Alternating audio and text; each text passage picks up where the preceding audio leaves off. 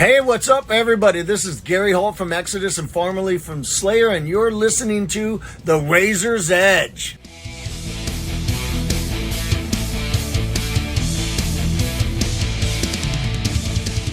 Hi, it's Kat from The Razor's Edge, and I'm here Friday at Bloodstock, and I'm here with Nick and Matthew from Bloodyard. How are you guys? We're, happy. Happy, very happy. Just about cooled down, I think. That was a really, really great opener earlier. The set, fantastic. How are you feeling now? You've done it, and you know. Yeah, there was a lot of build up to it, and of course, very, very nervous. And I've only stopped shaking about 10 minutes ago, but it was surreal. Yeah, but it was ace. And very humbling just to see the amount of people that early in the morning. Yeah, it was incredible. Yeah, Really and the crew and everybody backstage just make it so they're so welcoming and so easy. I was saying to these guys earlier, I really thought I was going to get like a bit of imposter syndrome, like, well, someone's going to look and go, "What are you doing here? Get out!" But just make it effortless, don't they? Yeah. But as soon as we walked in, it was like, "Oh, come on in. Here's this. Here's that. Here's your crew. They're going to do this." And then even doing the setup, walking on stage, I'm not going to say it felt like another gig, because as soon as you look up and see that crowd, it was incredible. But I was sort of overhyping myself. So with the crew and the production team, they just made everything so comfortable. It was brilliant. Mind at rest. Yeah, Bloodstock, it's a prestigious metal festival, and obviously I think a lot of the slots are quite coveted. So to get that opening one as well on Friday, we've been coming for years and watching the opening band on the Friday. And, we've been in part of the crowd for so many years. To be on the other side of the fence, it's like, oh wow. That noise. Wow. So how long have you guys been going now as Bloodyard? 13 years. It's a long time. Possibly our 13th anniversary. A couple of months ago. Was it a couple of months ago? Well, thank you very much. And who have been your influences? I mean, playing thrash metal, probably a lot of dissimilar influences in a lot of people. But you've been going so long, have you seen that influence ball change for you guys as you've evolved as musicians? Yeah, definitely. I mean, you're right, you get the usual bag of bands that you sort of all listen to. But I think one of the things that really makes things good for us is that although we're all metalheads, we all quite like different pockets of it. Like, I'm speaking for you here, but you're old school death metal, old school thrash metal. Yeah. And Dave, our bass player, he likes his technical and his proggy side of things. So we've got all those influences that we can try to blend. Yeah. But as it's moved on over the last few years, and there's other good bands coming through, you listen to them and go, "Oh, I like what they're doing." Not how can we do it, but they're blazing their own path. We like that. Let's it's all to how they're doing it, and you can't really listen to anything without getting influenced by it. So it's all positive.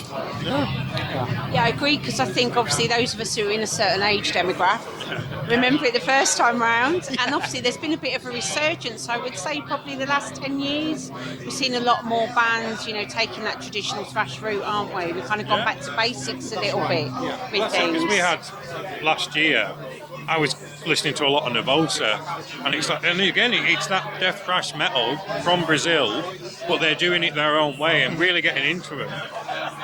I'd bought tickets to go watch them in Manchester the week before. We got asked to support them, so it was like, wow, what am I going to do with these tickets? But also, wow, it's a band that I'm just sort of really getting into. Next thing I know, I'm meeting them and sharing the stage with them.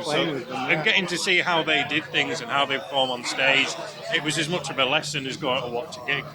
Oh, and it sounds like you're always challenging yourselves as well to kind of, evolve, and that's so important. The scene changes at an astronomical rate lately, doesn't it, with the advent of, obviously technology, the internet, social media. It's good to keep up with the times, isn't it? Yeah, it really is, worst thing you can do is just sit on your laurels, you become stagnant, and then you don't want to evolve.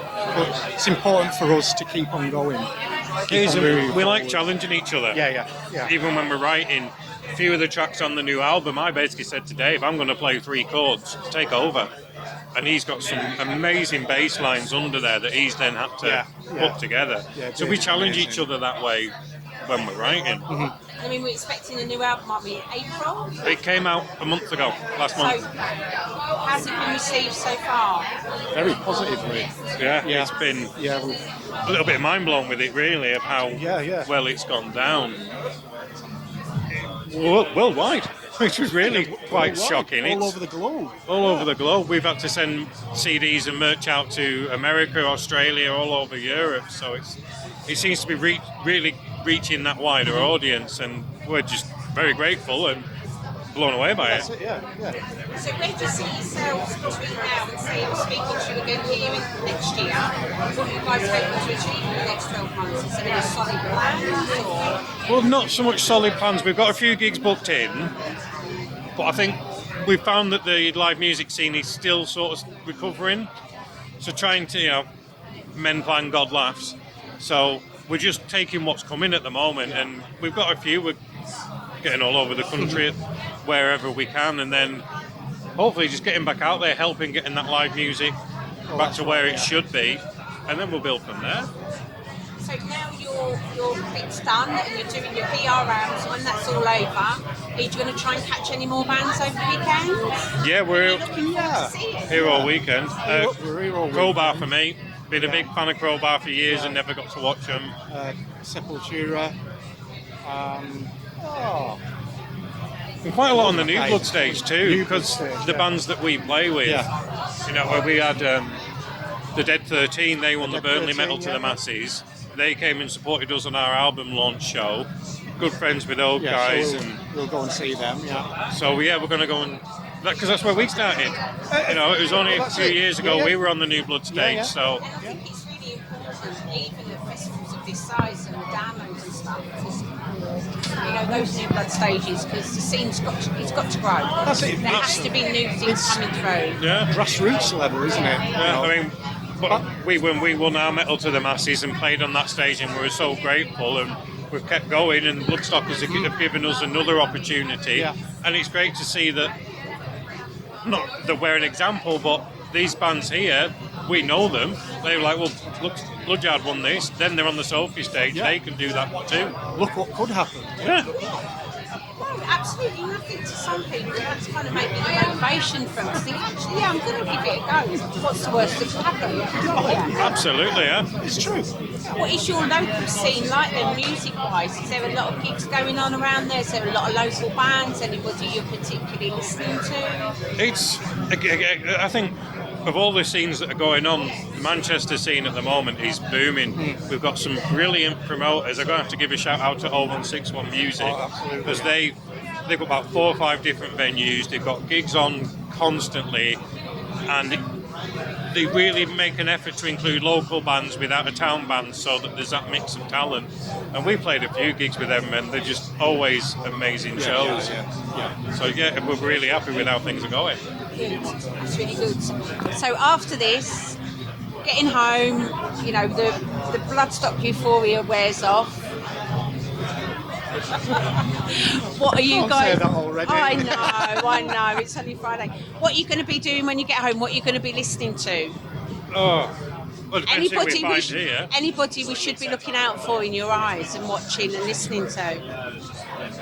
What you lead? I mean, I've been listening to a lot of Fit for an Autopsy who are on later on, so I'll probably continue listening to them. Gate Creeper. Yeah, it's just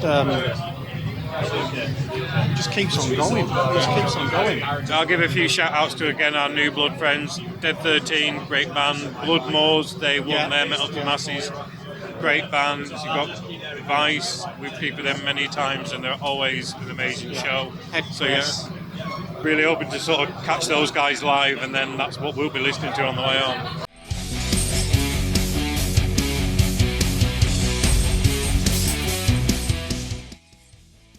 Thanks for listening. Make sure you keep up to date with future episodes by subscribing to our channels. For more information on this podcast, or for all the latest music news, reviews, interviews and more, head over to our website www.therazorsedge.rocks.